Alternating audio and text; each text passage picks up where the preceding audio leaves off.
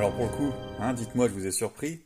Eh oui, j'allais pas mettre une musique dédiée, une musique tirée de chez Filmation pour présenter cette boîte. Non, on est parti sur une des musiques de chez Mycling Productions pour le dessin animé fabuleux Master of the Universe 2000X, qui était vraiment une très très grande réussite, un peu controversée puisque je crois qu'à l'époque, ils l'ont diffusé, en fait, ils ont eu un contrat avec Cartoon Network, une grosse erreur. La chaîne est superbe, mais du coup, ça n'a pas, c'est pas bien exporté. Et voilà, les retombées ont été les suivantes. C'est que il y a eu beaucoup moins de ventes à l'étranger et un arrêt de la gamme assez prématuré, on va dire, quoi. Du coup, c'est une boîte fenêtre, cette boîte où on découvre Keldor et Chronis. Alors, on l'a appelé Origin Chronis, pourquoi pas. Keldor qui est en fait, je ne suis pas l'ancêtre, mais une version alternative de Skeletor, une version... c'est Skeletor avant d'être Skeletor, tout simplement. Et Chronis aussi, c'est la même chose, hein, c'est une version ancienne de Dantos, avant qu'il leur arrive quelques bricoles. On voit aussi des accessoires en plus, une tête alternative pour Keldor, et lui quand il se transforme en Skeletor, une épée violette, et avec une partie supérieure qui est en plastique transparent vert. La même chose pour le Havok Staff, ce qui signifie en fait que il est en plein tour de magie, quoi, tout simplement. Keldor, lui, il est armé d'un rifle. On voit HEO exclusif depuis 1996, donc ça c'est un distributeur de jouets aux États-Unis. Alors c'est une version européenne malgré tout. Du coup on va avoir un pop-up avec plusieurs langues. Au niveau de l'illustration, là de toute façon je la mets en grand. Rise of Evil, les origines du mal, très bien traduit, mais pourquoi pas. Et on y voit encore Keldor et Chronis. Et ce qui est top en fait, c'est qu'à l'arrière, en fait, certains n'ont peut-être pas remarqué, c'est que les nuages dessinent le visage d'Hordak, puisque Hordak et Keldor, Skeletor, sont indissociables. Hordak était le mentor de Keldor, en fait. C'est même lui qui l'a envoyé dans le passé, récupérer le Havok Staff, et par-delà, Evelyn aussi, hein, que son père, Nicolas... comment il s'appelait, Nicolas Powers, lui a confié en échange justement de... C'est pas encore le Havok Staff, hein, c'est juste le crâne à l'époque, il était monté sur un bâton après. Et puis on a aussi un palais à l'arrière, un palais tout de jade, donc c'est un des anciens palais d'Eternia dans lequel en fait c'est le théâtre de cette scène d'action. On va retrouver, de gauche à droite, un Beastman ici, qui est un peu plus archaïque. Hein. Du coup, on l'a vu, cette figurine-là, c'est exactement la même que celle du coffret LOP, Lord of Power, qui est un coffret inspiré des figurines prototypes. Après, donc, le fameux Keldor, avec ses accessoires translucides. Tout au fond, on a notre fameuse Evelyn, en version... peau de jade, ou non pas de jade, justement, peau un peu pastel, olive, je ne sais pas trop. Le fameux Chronis avec son gun. Un magnifique Triclops mini comics. Et pour terminer aussi, celui-ci qu'on a vu tout récemment, le Merman LOP. Voilà. En phase 2, on va retrouver donc les protagonistes du bien, Stratos, Man at Arms et le roi Randor. Voilà, pas de Musclor, puisque Musclor n'existait toujours pas. Je ne sais même pas si Adam était bébé. À noter quand même que, une petite étude rapide, là on va avoir une version prototype. Ici c'est plutôt la version 2000X, version mini-comics. Version mini-comics 2000X, ouais. Petit peu les deux. Et ça, lui, il a apparu comme ça, surtout dans le dessin animé, dans les mini-comics. Chronis, on ne l'a pas vu, en fait. Chronis, c'est un personnage développé. On a apporté de la profondeur au personnage de Dantos dans le dessin animé de 2000 à 2002. Voilà. Du coup, on a 4 fenêtres qui nous montrent les possibilités de ces personnages. 3 d'entre elles sont quand même dédié à Keldor Skeletor, avec la tête interchangeable, et puis il peut brandir son sceptre. On n'a pas tant de flèches que ça. Et vite fait, une fenêtre qui nous montre Chronis avec son gun. Du texte ici, Modern Posing Retroplay, ça ajoute pas grand chose au blister. Et les cross-sell art sont dédiés à des figurines de luxe, mais on n'a pas Hordak, Buzzo. Moi, c'était un peu dommage. Et on a le Pantor. Du coup, on pourrait situer ce pack-là entre les vagues 4 et 5.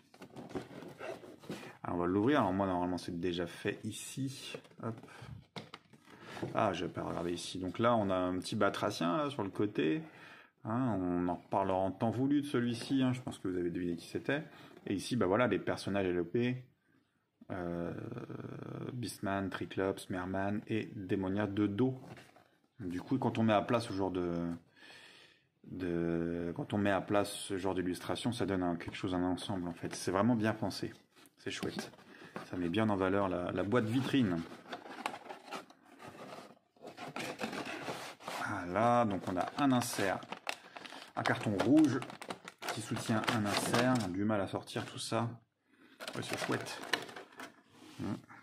Qu'en pensez-vous? Et aussi donc là où, comme vous avez remarqué, je suis passé sur un fond noir, ou presque. Dites-moi ce que vous en pensez, si vous préférez les fonds que j'avais avant ou autres. On verra un petit peu comment va évoluer la production des vidéos MDUO. Du coup, allez, on va voir un petit peu ce qu'il en est. Hop. Alors, on a vraiment une belle cape ici en plastique pour Keldor à l'arrière. Donc il y avait des, comment on appelle ça, des élastiques qui maintenaient quelques accessoires. Il y en a encore un d'ailleurs par endroit.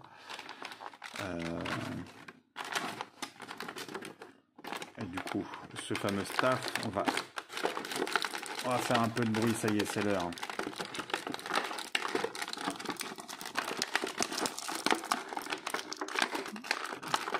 Bien attaché lui,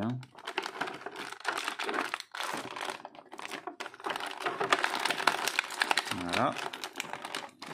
Il faut le passer comme ceci. Voilà notre premier. Alors c'est le même que les autres, mais par contre en fait il est dans un plastique vert translucide. C'est plutôt cool. Et à partir d'ici on a une peinture qui arrive en dégradé. La peinture a une texture un peu plus soft. Du coup, je ne sais pas si ça va bien tenir dans le temps. Allez, ça se retravaille. J'ai déjà un élastique ici. Le Keldor en question. L'épée du pouvoir. On est toujours sur le même design. On aurait peut-être pu évoluer, je sais pas, rendre... Bien que c'est pas le même moule, on peut le remarquer parce que ici il y a une trace et puis là aussi on voit vraiment l'insert à l'endroit par lequel le plastique est injecté, ou alors il y a eu un défaut de finalisation dans la production. Même chose, plastique vert translucide avec une peinture en dégradé.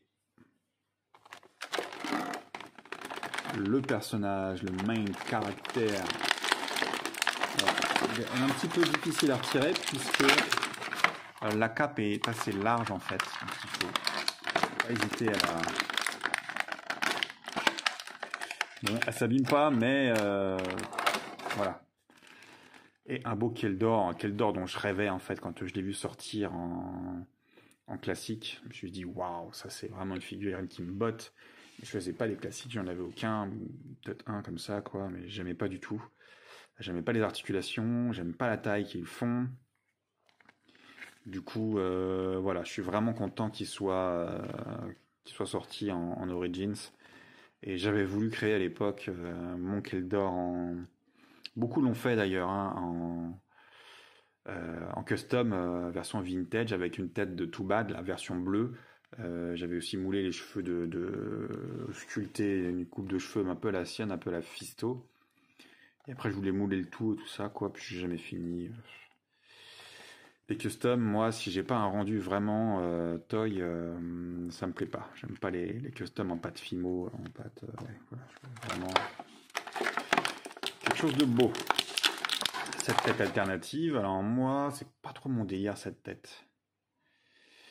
Les yeux avec des rubis à l'intérieur, là, ouais, ça reflète, hein, mais c'est pas ma préférée. Je dis pas qu'elle est laide, qu'elle est ratée ou autre, hein.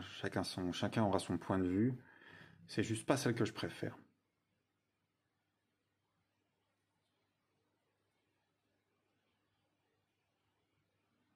Elle rappelle un peu les figurines de les extraterrestres dans le film Des Live de John Carpenter avec l'excellent le lutteur Roddy Piper. Film extraordinaire. Meg Ryan aussi, je crois, son nom, qui joue dedans, qui a également joué dans le film Maître de l'univers. Le personnage de Evelyn Malicia, un film en français.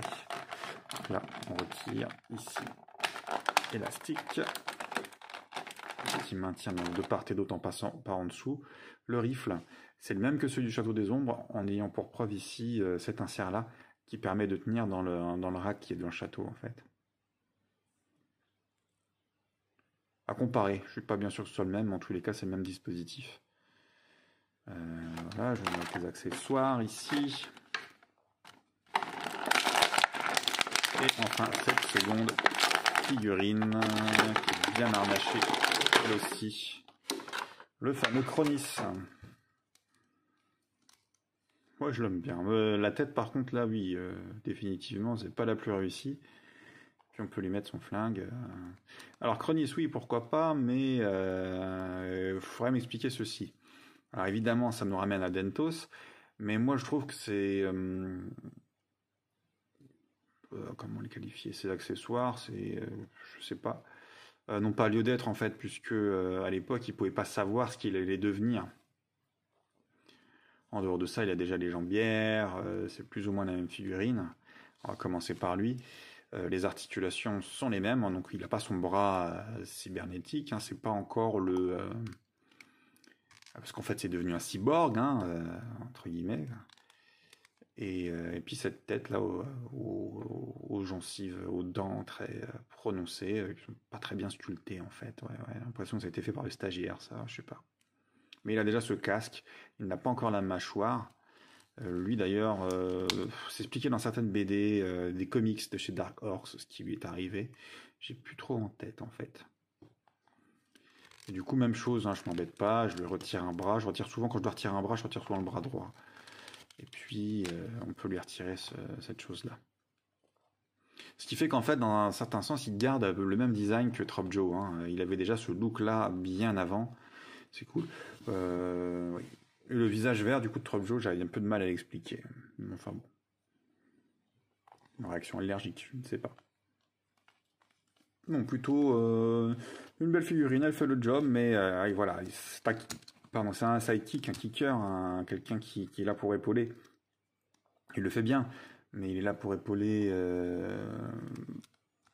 Keldor, hein, c'est lui qui nous intéresse en fait, hein, on va pas se mentir.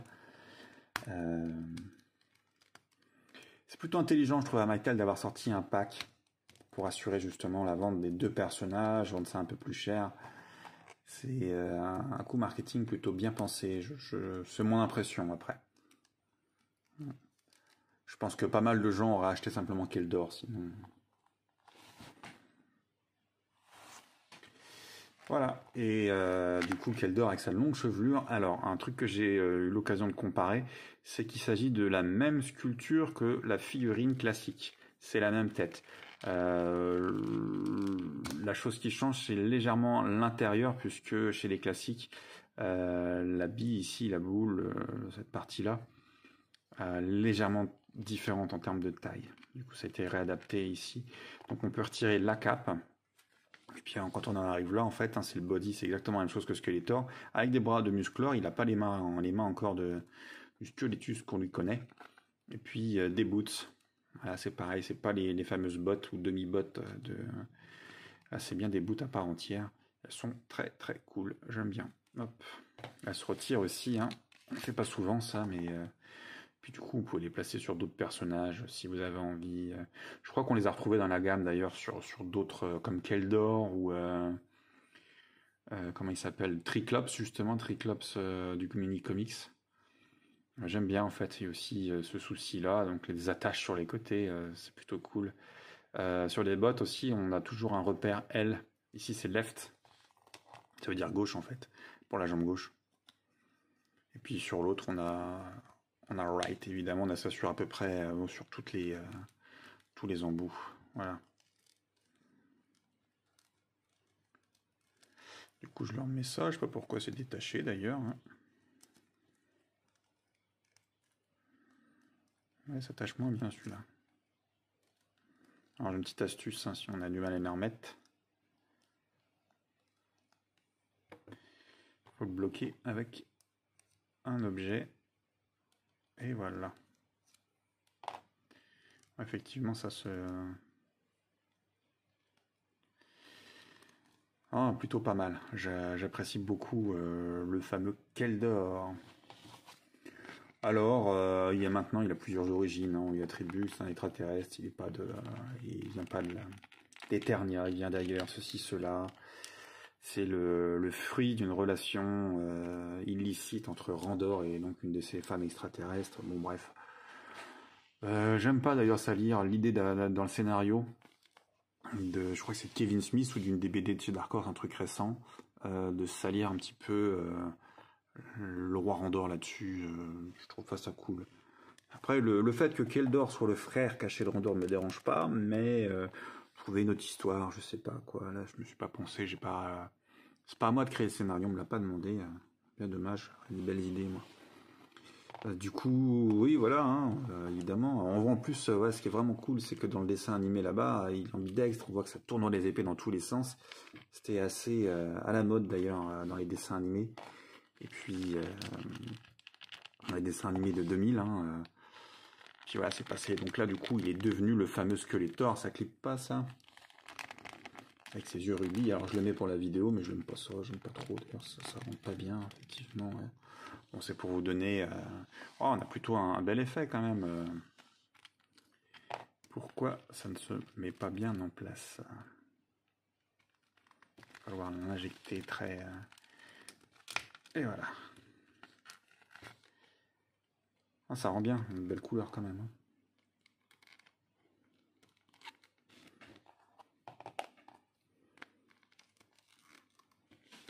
Non, ils sont vraiment...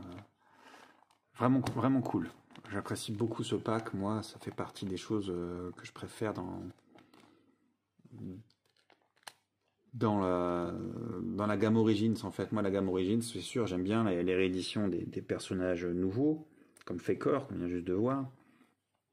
Mais qu'on puisse enrichir la gamme de ces personnages presque légendaires, et ben ça c'est vraiment top. Et je remercie Mattel de penser à ces ajouts. Personnellement, c'est mon kiff. Et puis quand c'est réussi comme ça, ben, c'est d'autant plus chouette. Qu'en pensez-vous? Dites-moi, réussite ou échec pour vous ce pack Rise of Evil? Moi, mon avis est tranché en tous les cas. Hein, je suis content de l'avoir acheté. Et puis, bon après voilà, mon avis sur cette tête-là, hein, c'est, je vous dis, ça n'engage que moi, même si les peintures sont plutôt réussies. J'aime pas les yeux rubis, très dur à retirer en plus. Donc je le laisse en Keldor. En plus, voilà, des variantes de Skeletor hein, dans la gamme Origins. Je crois qu'on en a quelques-unes, toutes réussites. Hein, je vois pas qui me plaisent pas. Ma préférée à date, là, pour l'instant, quand on s'arrête à la vague 5, ma préférée va quand même rester, Keldor compris, ma préférée reste celle du pack LOP, sorti pour le Comic Con 2020. Voilà, chers amis. Eh ben, écoutez, il ne nous reste plus qu'une vidéo à tourner pour clore cette fabuleuse vague 5. Donc je vous retrouve dès demain pour partir à l'aventure dans le Wind Rider. Allez, bonne soirée à tous. Ciao.